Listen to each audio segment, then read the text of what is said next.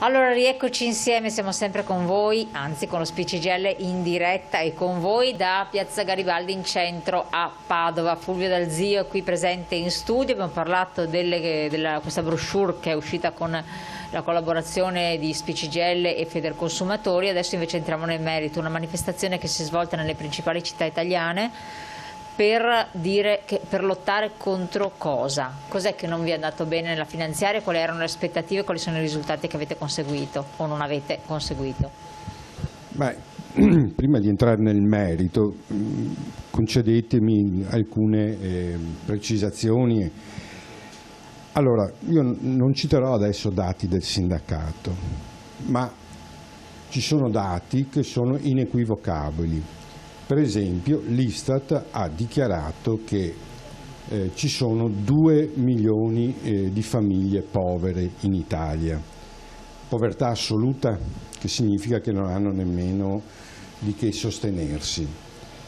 L'80% dei nuovi contratti di lavoro, perché indubbiamente c'è stata una ripresa, insomma, e quindi anche una ripresa dell'occupazione, ma l'80% di questi contratti sono contratti a tempo determinato o precari.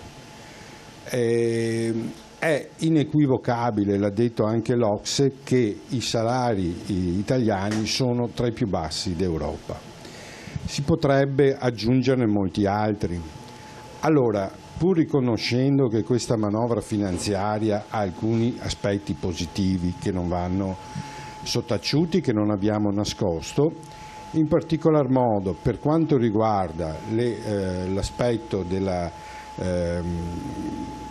distribuzione dei 7 miliardi di euro famosi, uno vanno alle imprese, fanno 8, così come vengono distribuiti, penalizzano i soggetti sociali che hanno minor reddito e quindi i lavoratori, le lavoratrici, le pensionati e i pensionati.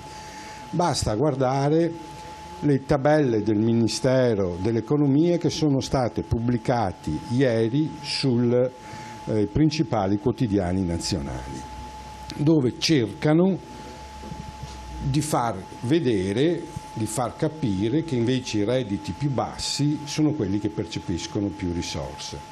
Peccato che mettono assieme gli 80 euro del governo Renzi, che era fino ai 25-26 milioni se non ricordo male, mettono assieme i provvedimenti del secondo governo Conte col ministro Gualtieri, che estendeva e portava a 100 euro fino a 40.000 euro circa, e poi mettono assieme anche cosa avviene da questi provvedimenti che il Parlamento si sta apprestando ad approvare.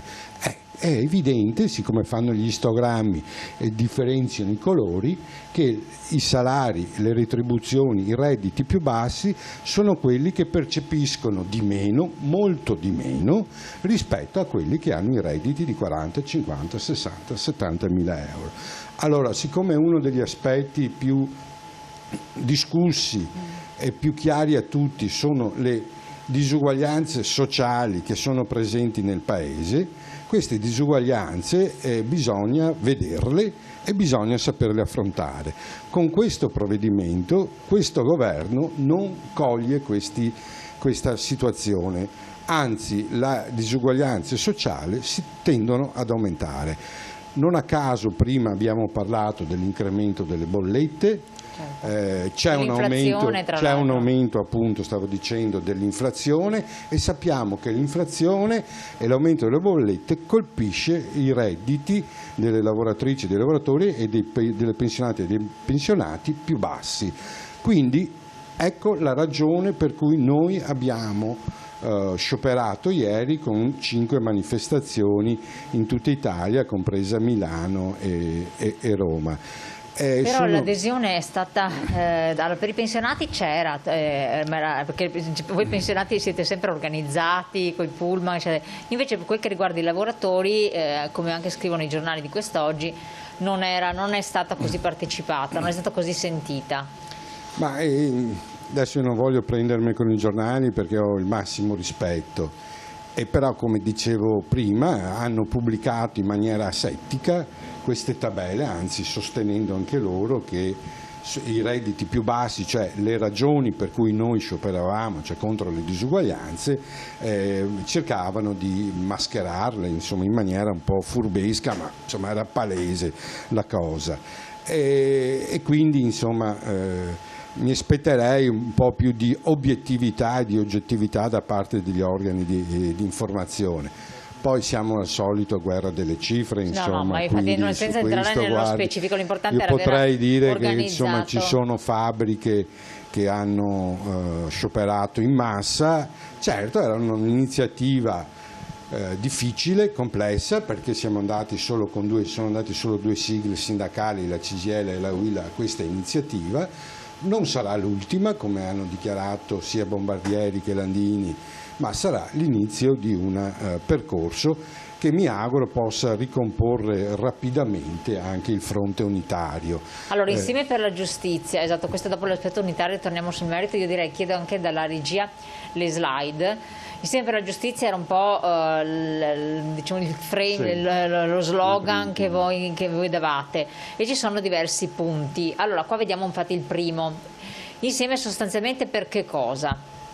Beh, mi piace anche ricordare che ieri è stata il corteo di Roma ha visto la partecipazione, un pezzo del corteo congiunto tra i pensionati e i giovani.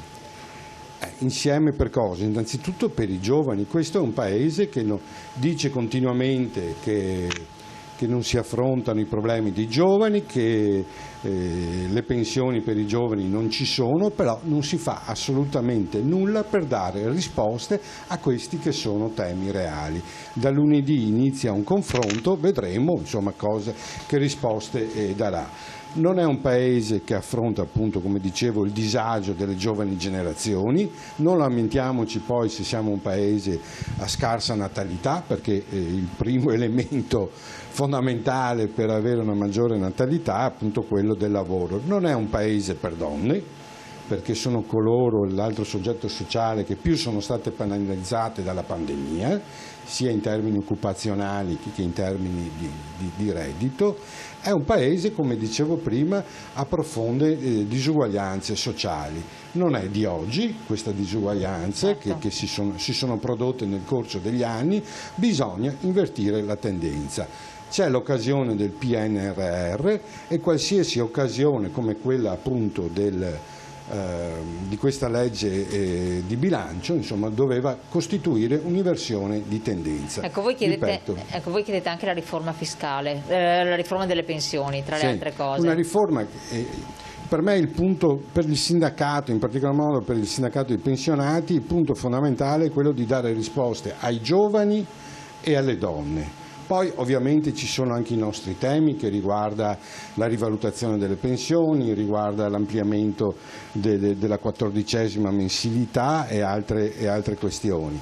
Però ecco, per noi diventa fondamentale, per questo abbiamo fatto il corteo assieme ai giovani, diventa fondamentale, prioritario, se vogliamo dare un futuro a questo Paese, puntare sui giovani e sulle donne, che sono i due soggetti che più sono penalizzati in questo contesto. Il welfare e la sanità sono altre due componenti su cui voi insistete anche parecchio. Sì, ovviamente ci sono altri questi temi, tra l'altro va riconosciuto che ci sono 2 miliardi in più in questa legge di bilancio ed è un'inversione di tendenza rispetto a tutte le altre leggi di bilancio. Quindi quando dicevo c'è stato un passaggio effettivamente. Sì, ma quando dicevo che non siamo per non riconoscere gli aspetti positivi, questo è uno di questi. E indubbiamente noi siamo per un rafforzamento della sanità pubblica, perché se c'è una cosa che ha dimostrato questa pandemia che stiamo ancora vivendo, a proposito invito tutti a farsi rapidamente la terza dose, insomma, anche alle badanti, vero? Anche alle badanti. Qui abbiamo anche una slide, se riusciamo a metterla in onda dalla regia, perché è fatta in più lingue, tra l'altro. Sì, abbiamo fatto questo volantino che è in distribuzione in tutte le nostre sedi, in tutti i nostri social.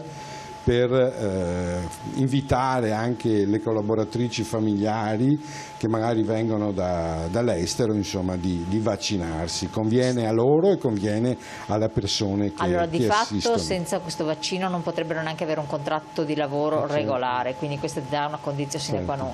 Seconda cosa, un senso di responsabilità, ma anche per se stesse, perché al di là di tutto uno si sa che, che purtroppo il virus lo porta, lo prende a prescindere dal vaccino, però ci sono molte persone che si ammalano anche gravemente, quindi metterebbero anche in discussione il proprio stato di salute, purtroppo. Certo, vediamo anche, insomma, i dati epidemiologici che ovviamente è in aumento in Italia il numero di contagiati, però è anche vero che rispetto agli altri paesi europei siamo molto e non siamo nelle situazioni degli anni precedenti, dei 2 anni precedenti, dove c'era tensione in particolar modo nelle strutture sanitarie. È preoccupante l'incremento che c'è, però insomma siamo quindi terze dosi per tutti, soprattutto e soprattutto per le persone più fragili, per gli anziani, quindi anche nelle case di riposo. Però è anche giusto riconoscere, insomma, che ormai il 90% dei cittadini italiani si sono vaccinati.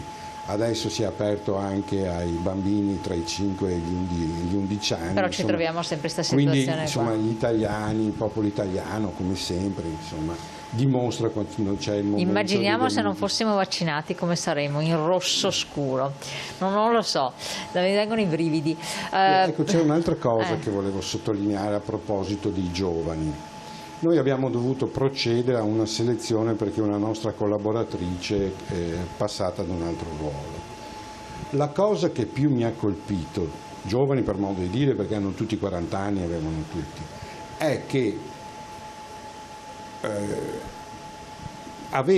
hanno la necessità di stabilizzare, di avere un contratto di lavoro stabile, di avere una certezza. Cioè, tutti chiedevano delle certezze. Questo è che andavano in cerca di una stabilità che fino ad oggi, fino a questi giorni, non l'hanno avuta. È una cosa che mi ha fatto riflettere, insomma, perché magari erano più che mai, secondo me, attorno ai 40 anni. Esatto, erano disponibili anche magari a percepire un reddito un po' più basso, pur di avere una certezza, una stabilità.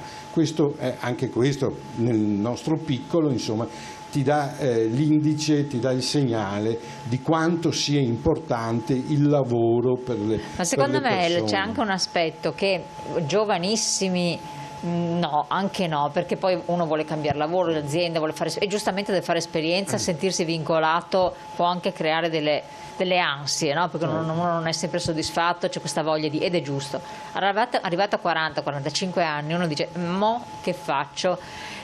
Posso prendere un mutuo, una casa, non avere una stabilità, a prescindere che poi uno può cambiare comunque lavoro, perché non è che sposa l'azienda a vita e muore così, però avere delle prospettive serie non consente altrimenti di costruire qualcosa, una famiglia, per esempio, si costruisce, di avere un futuro, di poter guardare un po' più avanti. Ormai moltissime donne quasi ai 40 anni pensano ad avere figli e infatti la nostra natalità è bassissima. Allora questo è un altro aspetto molto importante. L'altra componente che è altrettanto significativa, che volevo un po' spiegarla in 2 parole se riusciamo, ma mi dico abbiamo 2 minuti, se ce la facciamo, e per chiarire, lei l'ha detto prima, non eravamo a livello unitario, eravamo con la UIL, la CISL ha preso una posizione diversa. In 2 minuti riesce a spiegarla? Io rispetto ovviamente le posizioni delle altre organizzazioni sindacali, ancora di più nel caso della CISL, insomma, una confederazione che ha una storia, che ci ha visto il più delle volte quasi sempre uniti. Hanno preso un'altra strada e quindi sta a loro, insomma, io non voglio entrare nelle ragioni. Ripeto, noi non stiamo parlando di dati sindacali, quello che ho detto prima sono tutti dati che vengono dagli istituti, se non dal Ministero, e che dimostrano appunto questo aspetto. C'è un disagio sociale nel nostro Paese, intanto è bene che il disagio sociale lo raccolga il sindacato e lo esprima, e dopodiché è importante che il governo, la politica sappia leggere e dare risposte. Uno dei problemi, ma che riconosce anche la CISL su questo, è che non sono confronti quelli che abbiamo col governo, sono informazioni. E quindi io capisco che questo governo è un governo con una composizione diciamo particolare che abbraccia destra, sinistra, centro, riformisti, sovranisti e quant'altro. Però si è scelto di chiudere prima il cerchio a livello politico e poi informare le organizzazioni sindacali che invece rappresentano e danno voce al malessere delle lavoratrici e dei lavoratori, delle pensionate e dei pensionati, dovevano ascoltarti, ci devono ascoltare e si devono confrontare con noi. Non siamo degli irresponsabili. All'inizio della pandemia abbiamo fatto accordo col governo, che poi è stato tramutato anche in legge, e per garantire che le fabbriche, che la produzione potesse continuare.